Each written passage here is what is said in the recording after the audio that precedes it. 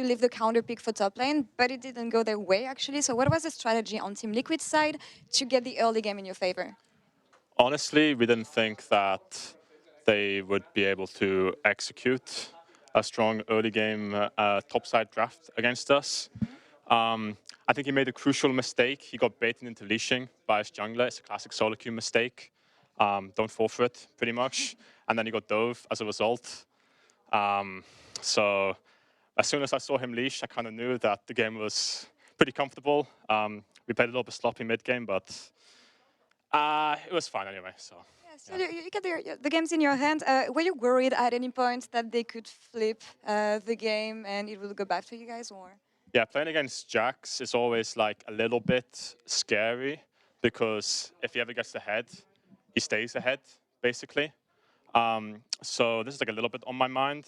And they were still being proactive even after they fell behind, which, I mean, they have to do with Twisted Fate, to be fair. So we just had to be like disciplined mid-game and respect their turns, which we still messed up a little bit, like I said.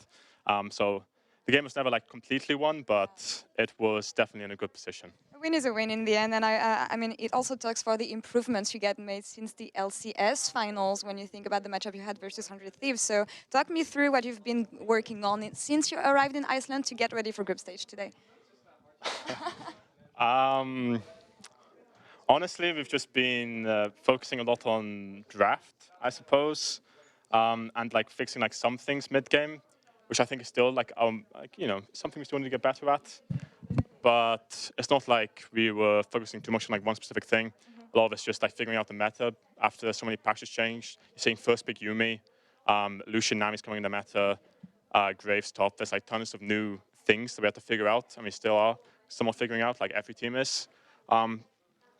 And then, yeah, it was just about, I guess, learning these and then, yeah, tidying up our mistakes after the finals.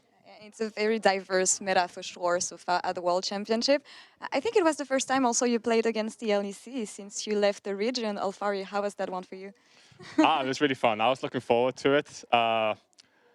Playing against LEC again, it's been a long time. And Mad Lions, after coming first in spring and summer, I thought they looked pretty good, but I thought that they also are good because teams disrespect their mid-jungle and they play really well on tempo. Like, they kind of do the same thing a lot of the times from what I've seen in their games. So I never thought they were, like, massive favorites, whereas teams, or maybe not teams, but, like, Twitter analysts rate us much lower than them, which I never really considered to be the thing. So I was excited to play against them. I thought we had pretty good odds, and I thought that they were exploitable, and it worked out. It worked out. Good. Yeah, indeed, you've done your homework, and again, fantastic game from Team Liquid and yourself today. Alfari, thank you so much for the interview. Good luck on the rest of group stage.